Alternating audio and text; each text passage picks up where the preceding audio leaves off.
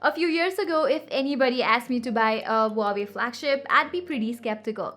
But today, if you look at the best phones money can buy, Huawei definitely lies among the top three.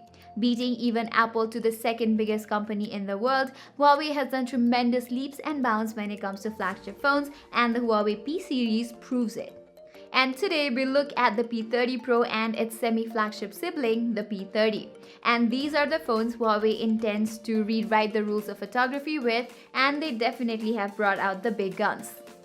I think it was Huawei who brought us dual-tone radiant color designs on smartphones, and while many others have adopted it, no one still does it better than Huawei themselves. Now, even when you think you've seen this design before, you have to agree that this looks stunning. Both the P30 and P30 Pro feature it, and while the breathing crystal color is what everyone talks about, I think you can't go wrong with the good old Aurora Blue either. Ergonomically, the P30 here seems to be the better choice. It is small, compact, and manageable in the hands. The P30 Pro has a lot more heft to it, and if you hold it alongside a Galaxy S10 Plus, it's way heavier. Also, the P30 Pro has tapered sides and curved glass up front, which is prone to accidental touches and such. The P30 does not have that fancy curved design, but as I said, makes way for more practicability. In terms of design, Huawei seems to be improving by the generation. The P20 and P20 Pro weren't that good on the hands, but with the P series, they seem to have done a great job. The P30 and P30 Pro have quite a differences in them. The most noticeable is the camera at the back, which I'll get to later. Another is the headphone jack at the bottom, which the P30 Pro sacrifices. That's a strange choice to make, but they did it anyway. Also, you don't get the IR blaster on the P30, which the Pro has. And plus, this is something that usually goes unnoticed, but the P30 Pro does not have an earpiece. They embedded the speaker in the screen itself, and this is something called an electromagnetic levitation. And while the new tech sounds cool and does make the Pro look cleaner, but the call quality is no different between these two.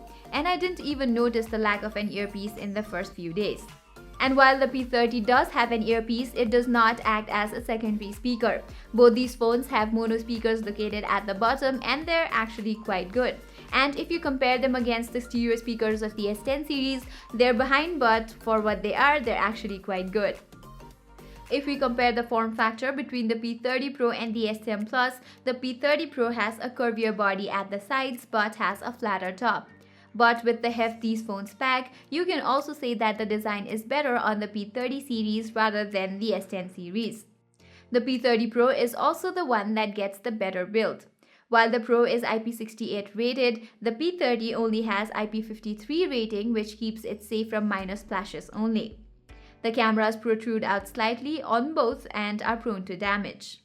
And by the way, there is no mention of any kind of Gorilla Glass protection on these phones, so make sure you slap a case on them. And if you're looking for great protective cases, our sponsor for today, Rhino Shield, has a great collection of them. With this, you can keep your phone safe from the daily abuses to all the way to clumsy drops and bumps. Plus, these ones can look pretty great on your device. Speaking of what's great, it's also the display on the P30 and the P30 Pro. While there were rumors surrounding these phones will use Samsung manufactured screens, it does not seem to be the case. The P30 Pro has an HDR OLED display while the P30 clocks out on a regular OLED panel. This means the P30 Pro can support HDR Plus content while the P30 cannot. Also, the P30 Pro has a larger 6.47 inches display, whereas the P30 has a smaller 6.1 inches display. Still, both have the same resolution at Full HD Plus and the same dewdrop notch cut out. While these notches are small and won't affect your viewing experience all that much, this kind of feels ordinary. Because, well, these kinds of notches are found on all types of phones these days. And I feel like since these are top-of-the-line Huawei phones, they should have taken a different approach altogether. And while the Mate 20 Pro had a QHD display, the P30 Pro does not. I don't expect the P30 to have one, but it was kinda expected on the Pro.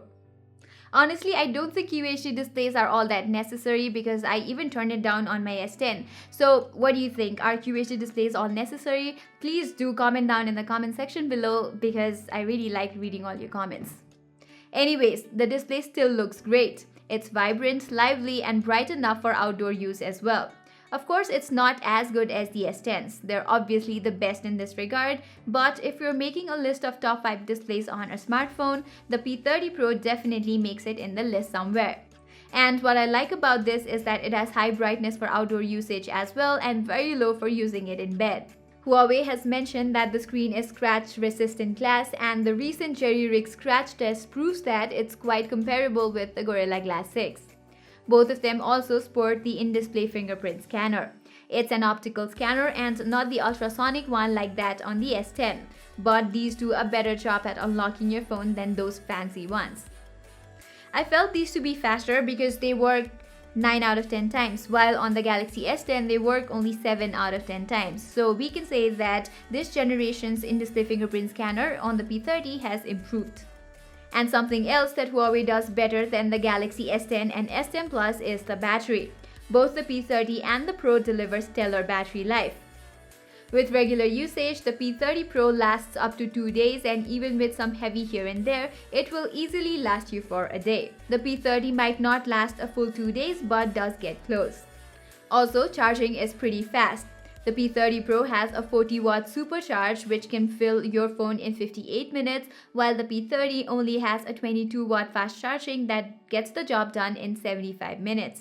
The excellent battery life is achieved partly because of its well-optimized software. The EMUI 9.1 sees a bit of improvement over the EMUI 9. There's also a battery optimizer in here which is kind of aggressive, and it keeps reminding you if you have any power-intensive apps running in the background, and sometimes it even closes apps on the background on its own. Diving more into the software, you will find some bloatware lying around. Many can be removed, but there are still a lot that stay. The UI is clean to use and it's user-friendly as well, but there's something about Huawei's UI that makes me feel like it needs a do-over.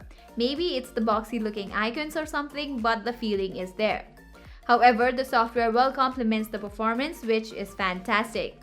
You get the Kirin 980 chipset combined with 8 GB of RAM, and this chipset is indeed powerful.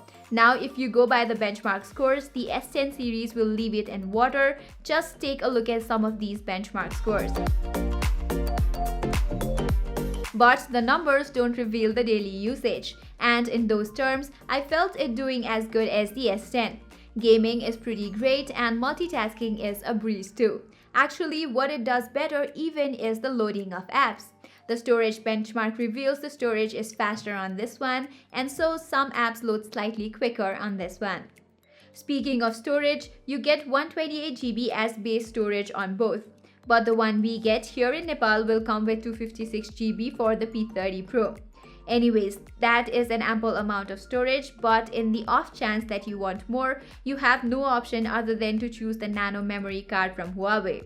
And I'd like to ask Huawei, where is it? It is not as widely available. Actually, it's not at all available in Nepal, so that might be a bit of a problem for some. Okay, I feel like I'm forgetting something here. Right, the cameras.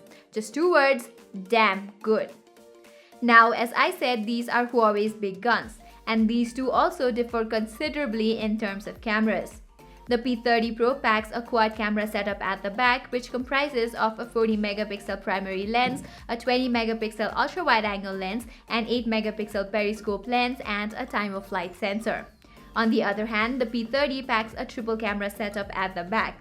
It has the same primary lens, a 16 megapixel ultra-wide-angle lens, and an 8 megapixel regular telephoto lens. However, the selfie camera is the same 32 megapixel on both. Pictures from both these are fantastic. The main lens here gets an RYYB filter instead of the regular RGB, which means it gathers more light, which makes for great low-light images. But most of the times you get a bit cooler pictures with a whitish effect and some with a yellowish tint to them. And most of the times with the whites and overexposure, you will have to decrease the exposure level. Still, the pictures are sharp, pack a lot of details, and are just simply great. By default, you can take 10 megapixel pictures via pixel binning, but you can shoot raw 40 megapixel as well. That won't let you zoom in or out or such, and it does not necessarily take better pictures.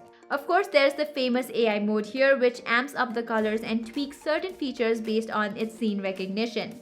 And while that may produce good results sometimes, but the colors can turn out to be overwhelming at other times. In addition, there are also these camera modes, a vivid mode and a smooth mode. The vivid mode increases the intensity of colors by a lot. And for some pictures that looks too overboard. But if you find the right settings, that can actually take some DSLR level shots. A bit of advice, use it mostly for natural landscape shots and not for the others. The smooth mode here seems to be just a toned down level of vivid mode. The P30 Pro's biggest weapon in its armory is the periscope telephoto lens that offers up to 5 times optical zoom, 10 times hybrid zoom, and up to 50 times digital zooming. This lens has OIS, so you can still take good stable images until 10 times. The details are well preserved up to 5 times, as it is after all optical. And one of the benefits of this is if you want your subject closer, you don't have to move forward, simply zoom in. As lazy as it sounds, it's actually very handy. In good lighting, even 10 times zooming gives you good pictures. Just look at this 10 times zoom I took. Isn't this amazing? And when compared side by side with the S10's 10 times zoom, well, there's no match. The P30 on the other hand offers you only 3 times optical and 5 times hybrid zoom, while it can go up to 30 times digital. And as it is with the P30 Pro, images are sharp until 3 times zoom, usable until 5 times, and anything after that requires very good lighting and ultra steady hands. And yet some images are surprisingly good. The ultra-wide angle lens on both are more or less the same. They pack good amount of details, produce vivid colors, but a side-by-side comparison with the Galaxy S10 tells a different story. The S10, even with a wider field of view, has better saturation and better details overall. Still, using this lens is mostly fun, and it comes in handy when you're out there hiking or stuff. This lens is also useful for taking super macro shots like these. Yes, you can do that, but there's a separate super macro mode as well. Don't just go about pointing the ultra wide angle camera at objects, which is what I did at first. Selfies too are fantastic. There's just a lot of details in here, and the selfie camera maintains better color tone than the primary. I like the selfie camera immensely for the details it packed, and even the portrait on the selfie camera is fantastic. The software does a great job of edge detection and offers quite a few background effects on the portraits as well. Speaking of portraits, the P30 Pro's TOF sensor really does its job. The edge detection has been greatly improved from what we saw on the Mate 20 Pro. It's more consistent and is more accurate. The subject is well separated from the background, and it's only a bit shy of DSLR quality portraits. However, the P30 misses out on the TOF sensor.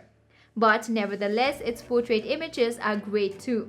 Edge detection might take some hit, but otherwise the software does a really good job. And like the selfies, you get quite a few of background effects here as well. Now, I'd also like to take some time to compare the cameras between the S10 and the P30 Pro.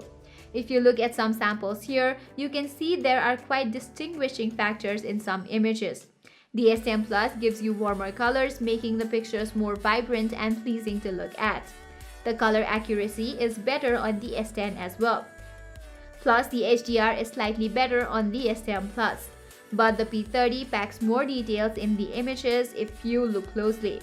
And it does a better job at portraits thanks to its TOF sensor. Plus, one thing the S10 cannot be compared to is the low light shots. Both the P30 and the P30 Pro take good low light images, and a turn on the dedicated night mode, they get even better.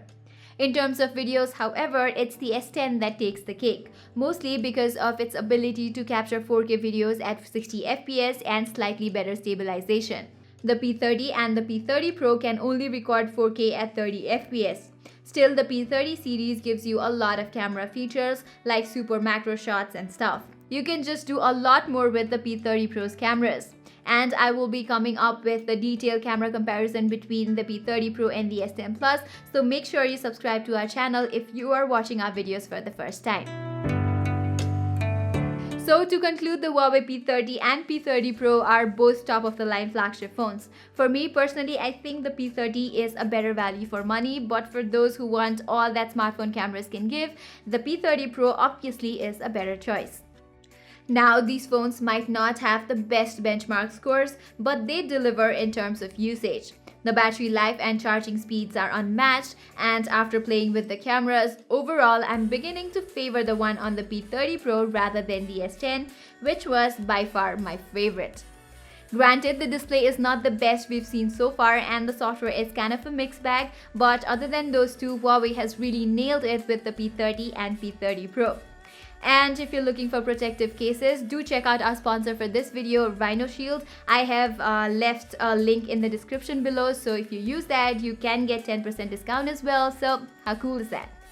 So that was all for the review of the Huawei P30 and P30 Pro. Do let us know in the comments below what you think of these devices. And if you like this video, do hit that like button because it feels very nice when you like videos. Thank you so much.